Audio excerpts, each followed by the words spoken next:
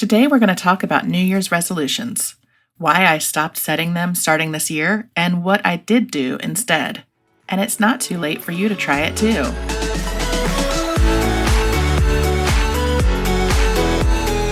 I'm Cameron. I spent years building my career and creating a life I loved. And when my Prince Charming finally showed up, he had 4 kids in tow. Fast forward through lots of mistakes made and lessons learned, step family life was much more complicated than I realized. If you're looking for help with blended family life, you're in the right place. Welcome to the Stepmom Diaries, where we keep it real as we dish about all the things. This is your weekly dose of blended family inspiration and encouragement. You're not the wicked stepmother, so let me help you find your fairy tale ending. Come on, let's do this.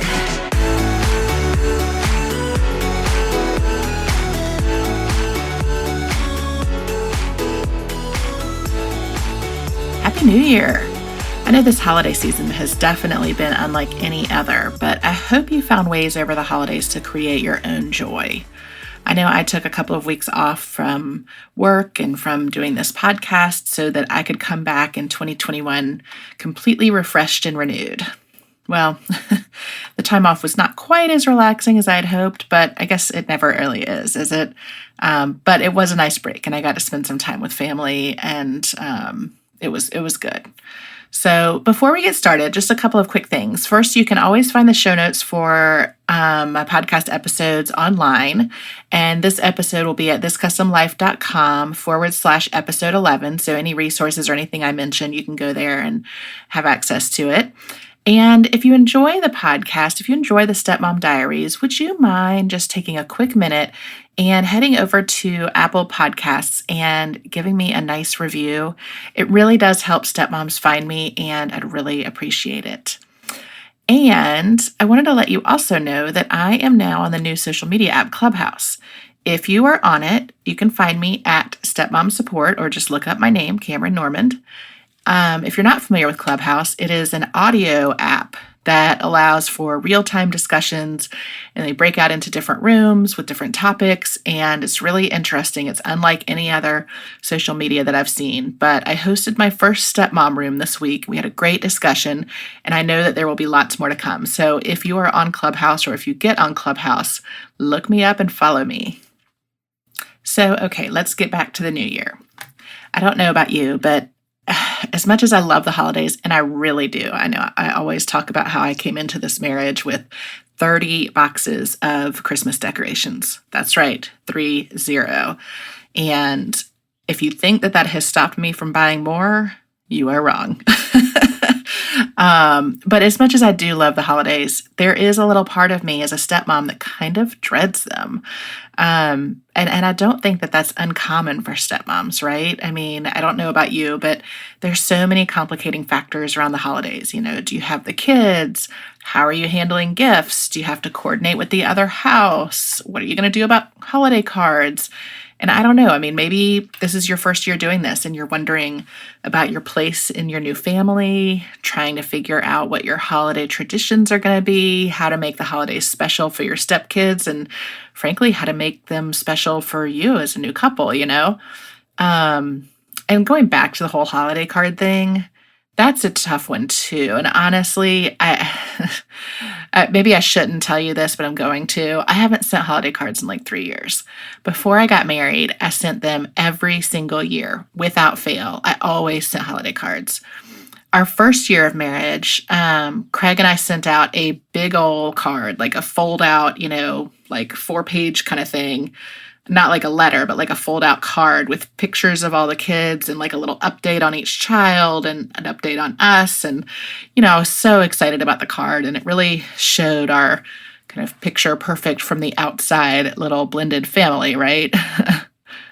But, if I'm being honest, and I try to be, our family wasn't perfect even back then. And since that first holiday card, we've had years where one or more, and I hate to say it, but one or more of the kids isn't speaking to us, or whatever the dynamic is. It's, been a little awkward, the thought of sending holiday cards when the family is not perfect at all, like not by a long shot. But Then again, on the flip side, as you think about it, I don't know what family is perfect. And you get Christmas cards where everyone is smiling and dressed up or, in matching family portrait outfits. And, it all looks wonderful. But that's not their day to day life. I mean, people fight, people disagree, things happen. So I'm kind of coming around on the idea of holiday cards. Maybe I'll do some this year, like maybe a Valentine's card or an Easter card. I don't know. Is a Memorial Day card a thing? I don't know. But in all seriousness, I really just want to tell you that whatever you're feeling after the holidays is okay. If you had an awesome, amazing holiday season, I mean, COVID and all, and things are going great, I am so happy for you. But if things are more complicated for you, that's okay. It's totally normal. And I see you. And please know, I have had complicated holidays of my own, very much so. This year, Craig and I were all alone for Christmas. It was the first time that we haven't had any family whatsoever around, even in past years when it has been the kids' years with their mom for Christmas. We've had my mom or some other kind of family around, but this year with COVID, we took all the advice from Dr. Fauci and we did not see anyone for Christmas. So it was just us. And it was a little weird to think about just having Christmas with us. I mean, I think we kind of struggled a little bit at first thinking about what that was going to look like. We talked a little bit about, making a Christmas Eve dinner, which has been my tradition for years. We always make that's our big, nice dinner of the holiday. And we do a big Christmas Eve dinner on the nice Christmas china and all that stuff. And then, open presents the next morning. And it's a little bit more of a casual meal on Christmas. So that's been, my tradition. And then we talked about maybe making a Christmas brunch. Like maybe I would get up and make a quiche or do something special. And then Craig reminded me that, we don't have family here. This is a crazy year. And we don't have to let ourselves be bound by tradition. So we leaned into that hard. So guess what? We did not even get a Christmas tree. Me, the girl with 30 boxes of Christmas decorations. I'm a little embarrassed to admit. I mean, not really, but kind of. We did not even get a Christmas tree. And you know what? We also did not cook a big Christmas Eve dinner or a big Christmas Day brunch. We got takeout. We had chicken parm for Christmas Eve, and we got takeout for Christmas Day. We did decorate the outside of the house. We put our lights up, and that has been nice and festive. I did get all my holiday mugs out because, if you follow me on social media, and hopefully you do, just search This Custom Life on all the platforms, I love my mug collection. I've got a whole cabinet full of mugs, and that does not count the Christmas mugs that I get out, or yes, the Valentine's and the Easter mugs too. And did I mention Halloween and Thanksgiving mugs also? Yeah, that's true. Don't think I'm kidding. I'm not. Anyway, we went very low key this year. I did manage to get my hands on a cute little shorty nutcracker at Costco, so we put that out. But that's about it. And you know what? I was really surprised at how little it bothered me to be eating Christmas Eve dinner out of tinfoil containers. And I'm going to tell you another little secret, and this is not something that we thought that we would tell anyone, but I'll tell you. You won't tell anyone, right? We decided on Christmas Eve, after we had our takeout dinner, that we were going to open a couple of Christmas presents. Guess what? We opened every last present on Christmas Eve. I mean, that's like sacrilege in my family. When I was growing up, we were allowed to open one present on Christmas Eve, and that was it. The rest had to wait till Christmas morning because, Christmas morning, Santa, the whole thing. Nope, this year we opened them all on Christmas Eve and got up Christmas morning, slept in, had a cup of coffee, and went about our day. And it was wonderful. It really was. Embracing the non-traditional. That's what 2020 was about, right? In a year unlike any other, we embraced the non-traditional, which leads me to this new year, 2021. And I don't know how you have handled New Year's resolutions in the past, but just like my 30 boxes of Christmas decorations, I have always been all about making the New Year's resolutions. I don't know. How have they gone for you? Do you stick with them? I mean, at the end of the year, do you look back and think about how successful you were at exercising or losing that weight or doing your daily devotional or eating better? I don't know. I pretty much never look back and think how great I did on all those things. In fact, I'm probably pretty terrible at New Year's resolutions. I mean, terrible. Like, I'm actually not sure that I've had one that has stuck more than a week or two at most. But, I don't know. People make them, it's a tradition. So, what are you going to do? Well, this year I decided to take it a little bit differently. I don't know if you've heard of James Clear, the author. He wrote a book called Atomic Habits, which, side note, is a fantastic book, and I'll link to it in the show notes for the episode. But he shares 5 reasons why these kind of habits don't always stick. Reason number 1 is trying to change everything at once. I don't know. I mean, New Year's resolutions, how many times have you made a resolution that's like, I am going to go all in and I'm going to, not eat carbs this year and I'm going to go hardcore all in and I'm going to exercise an hour a day, and I'm going to read a book and I'm going to do this. And so you try to change all these things. And guess what? After a couple of days, it's exhausting and you just stop, right? I mean, I don't know. That's been my MO. Number 2, he talks about starting with a habit that's too big, right? You start with something that's huge. It's really hard to stick with it. Number 3 is seeking a result, not a ritual.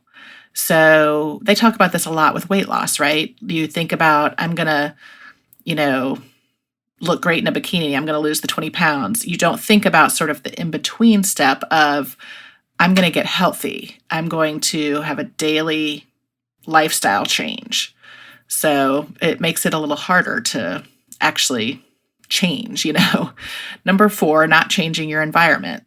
So, I mean, that's, coming up with a New Year's resolution and then expecting it to just be easy without changing things in your day-to-day life, right?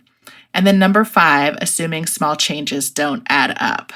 And this is one that he focuses on a lot in the book. And he writes, quote, "New goals don't deliver new results. New lifestyles do. And a lifestyle is not an outcome, it is a process. For this reason, all of your energy should go into building better rituals, not chasing better results." So let's think about that. Building better rituals, not chasing better results. I really like that last sentence. I mean, building better rituals, it's really more about the process than it is the end result, right? It's more about changing your thought patterns or your habits, not necessarily what you're going to be at the end of the process. So it did kind of occur to me that, as I work to live my life more authentically and more intentionally and with more positivity, that, maybe I should listen to this advice. Maybe this advice might lead me to, not set myself up for failure the way I've done with New Year's resolutions in past years. Maybe this would set me up to succeed if I can, think of an intention for the year rather than a whole, resolution that carries with it all of these expectations. Maybe I can actually make progress in a lot of different areas of my life. So this year, I'm hopping on the word train. And by that, I mean this trend that you've probably heard of. It has become more and more popular in the last few years, and it's setting a word for the year. So I decided to do that for 2021 rather than set myself up for failure yet again, because how many years have I done that in a row? I am going to have a word for 2021.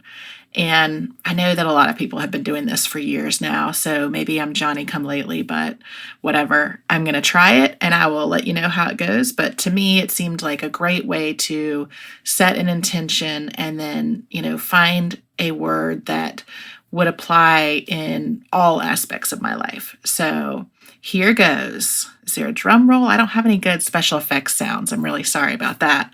My word for 2021 is momentum. Okay, so what does that even mean? Well, as I thought about 2020, it was absolutely a dumpster fire year, I think, for most of us, right? I mean, We don't even have to go into COVID and all the people that passed away last year and all of the stuff that happened around the world. Like, it was just a dumpster fire year. But not everything that happened in 2020 was bad, right? I mean, you may have to look hard sometimes, but there were good things that happened in 2020. I know for me, one thing is that, I have made some huge progress on this business. It's been something I've worked really hard on, but I saw a lot of great things happen with it in the last year.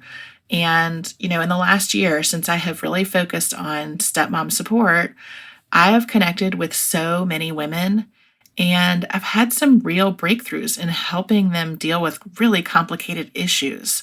Stepmomming is hard. It really is. And knowing that some bit of my experience is contributing towards helping other stepmoms find their way into, dealing with the chaos and the uncertainty and, their role, it has really been a bright spot for me.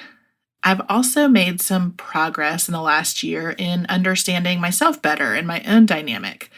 I know I've told you that, my stepmom situation is certainly not perfect, far from it, but I've made progress in accepting my own shortcomings, accepting the shortcomings of others, and really in communicating with the people in my life.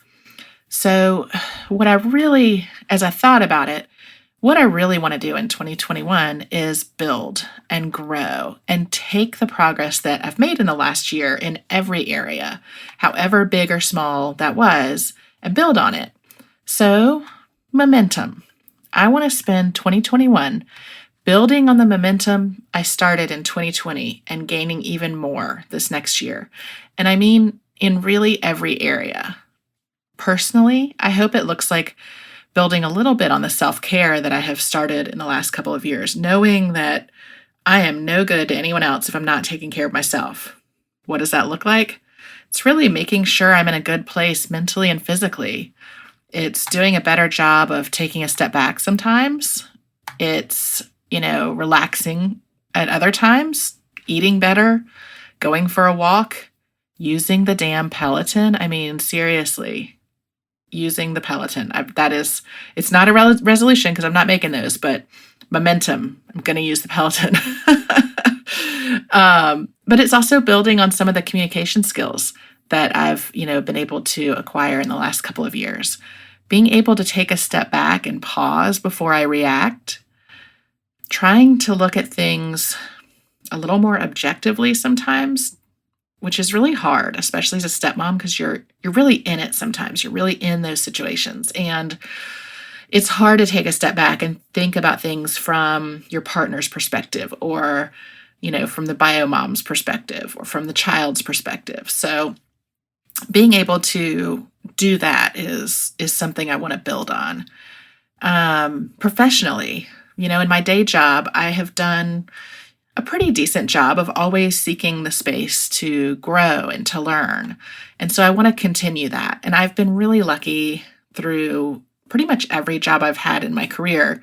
I've had very supportive bosses who have encouraged me to take those opportunities to grow and to learn, when they're presented, whether it's speaking on panels or, being active in other areas. I have been very lucky in that, my employers have always been very encouraging and supportive. So I hope to build on that professionally when opportunities are presented in the next year. And, obviously momentum in this space as well. I mentioned that I love being able to help other stepmoms, and I really mean that. When I became a stepmom, it was so hard to find resources and good advice. And I had a couple of friends who were stepmoms, and I definitely asked them a lot of questions. But, honestly, their situations seemed so different than mine that I couldn't kind of connect the dots and figure out how their experience would help me in my experience. It felt like apples and oranges. So I really want you to know, as a stepmom, that you are seen here. I see you. And I've been you, and I'm still you, and I want to help you. I mean, that is literally the reason that I started this business, was to help other stepmoms find the tools and the resources that I couldn't find when I started out. And on that note, I have got some really amazing things in store for you this year. Like really awesome. I'm so excited. So trust me on this. I'm not going to tell you about it right now. You have to stay tuned. But I am going to be rolling out some tools for you starting in just the next month that are going to be game changers. And I really hope you'll stick around for it because I'm so excited to share it with you. Really think there's an opportunity for me to help you with all of the stepmom things. And, I can't wait. Can you tell I'm excited? I'm excited. So if you want to stay in the loop on all of these new things, again, head to the show notes, thiscustomlife.com/episode 11. And I'll have a place there where you can sign up to make sure you stay in the loop. And if you do, I will send you a free little sneak peek. So head on over and sign up. But anyway, so I do see you. I know you work hard. I know you struggle at times. And I would bet if you're anything like me, which I think you probably are, you wonder if you're really cut out for all this. It's hard. But the answer is yes. The answer is yes. You are absolutely cut out for this. You may just need some help, and that's okay. It's hard to ask for help, but that's why I'm here. I am here to help you. That is literally why I started this business, because I want you to have the resources that I didn't have when I became a stepmom. And I want to make sure that, you have the confidence to speak up for yourself when you need to. It's hard as stepmoms to advocate for ourselves. It can be hard to find the words to tell our partners that, we feel like we need more support from them, or to stick up for ourselves, if a child is, yelling at us, or if an ex is yelling at us, or whatever the situation may be. It's hard to figure out the right thing to do as a stepmom. And it's hard to kind of figure out what is right for your particular situation. But that is why I got into this, because I want to help you navigate all of those complicated waters. It's not easy. And I love what Brenda at Stepmom Magazine always says, even when it's good, it's complicated, right? It's always complicated. But that's what I'm here for. I want to help you kind of make some sense out of all the complications. I want to help you regain your sense of self, make sure that you're taking care of yourself, and make sure that, you have what you need to deal with all of the day in, day out stuff that comes up, So that's what I mean by momentum. It's growth, it's building, it's taking all of the good things that happened last year and taking it up a notch in this next year. So, at the end of the day, we can't do much worse than 2020. Am I right? I mean, I think we all agree 2020 was a tough year. So I am really hopeful that 2021 can take some of the good parts of 2020 and build on it. And I know that we can all do much, much better than last year. And so I am excited to get this year going and build on what happened last year in my life, and hope you will too. So I want to know, what is your word for the year? Do you have a word for the year? If you do, why don't you pop on over to social media and let me know. Tag me in a post and tell me what your word of the year is. I would love to know. And again, if you want the show notes from today's episode, head on over to thiscustomlife.com/episode 11 and sign up to stay in the loop. And I'll send you a little freebie if you do. Thanks for listening. I'll see you next week.